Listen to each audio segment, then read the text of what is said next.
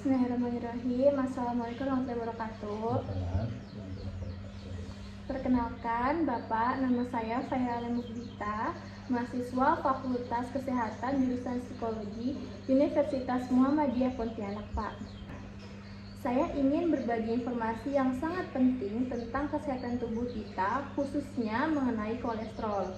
Kadang-kadang kalau kita dengar kata kolesterol, kesan pertama pasti menakutkan ya, Pak ya. Padahal sebenarnya kolesterol itu adalah zat lemak yang secara alami diproduksi dan dibutuhkan oleh tubuh kita. Tubuh kita memerlukannya untuk membentuk hormon, memproduksi vitamin D, dan menjaga dinding sel tetap sehat. Namun, yang menjadi masalah adalah jika kadar di dalam tubuh sudah terlalu tinggi, terutama kadar kolesterol LDL atau yang biasa kita sebut sebagai kolesterol jahat. Kalau kolesterol jahat ini menumpuk, dia bisa membentuk plak dan menyumbat aliran darah di pembuluh darah kita. Nah, sumbatan inilah yang sangat berbahaya karena bisa memicu terjadinya komplikasi fatal seperti serangan jantung mendadak maupun penyakit stroke.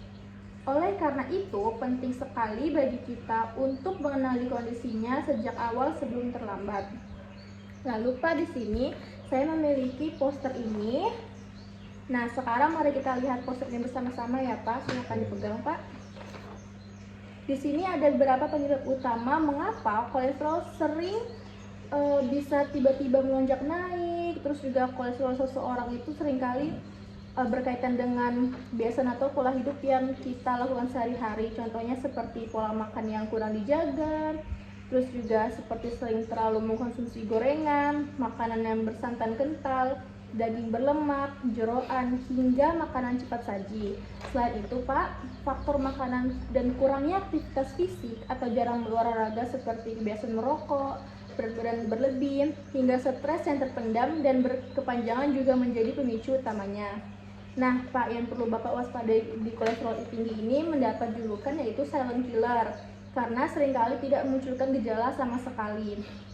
Banyak orang merasa tubuhnya sehat-sehat aja, padahal kolesterolnya sudah tinggi.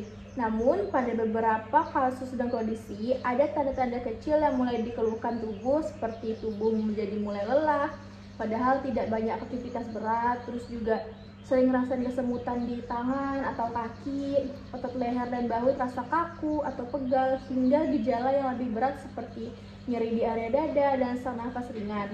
Karena sering tidak bergejala, cara yang paling akurat untuk mengetahuinya adalah dengan rutin melakukan cek darah secara berkala. Bapak pernah nggak Pak cek darah secara berkala Pak? Belum pernah, baik. Jadi juga ada nih Pak solusi alias langkah pencegahan dan perubahan perilaku dari kami.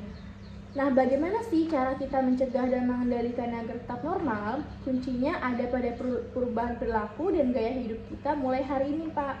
Di dalam poster ini pastinya ada beberapa langkah mudah yang bisa kita terapkan, yaitu perbaiki pola makan seperti berbanyak sayur dan buah, pilih ikan dan makanan rendah lemak, olahraga 30 menit minimal ya paling sebanyak 5 kali dalam seminggu Pak. Terus juga tidur yang cukup 8 jam, kelola stres, dan cek kolesterol secara rutin. Pastinya cek kesehatan berkala itu sangat-sangat penting.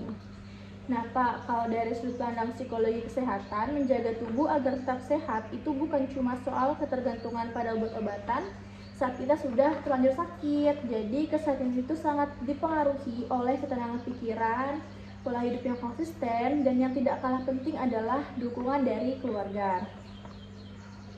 Peran keluarga di rumah untuk saling mengingatkan, menemani olahraga, dan bersama-sama menjaga menu makanan sehat di meja makan itu punya dampak psikologis yang luar biasa untuk menyukseskan hidup yang sehat. Yuk Pak, kita sama-sama sayangi tubuh kita mulai hari ini demi masa depan dan kebahagiaan keluarga kita. Bapak tidak perlu langsung berubah drastis yang sampai stres gitu Pak, pelan-pelan aja. Kita mulai dari langkah kecil saja dulu setiap harinya. Karena perubahan kecil yang dilakukan setiap konsisten pasti akan memperbaiki manfaat yang sangat besar bagi kesehatan Bapak di masa tua nanti. Terima kasih banyak ya Pak sudah meluangkan waktu untuk mendengarkan. Assalamualaikum warahmatullahi wabarakatuh.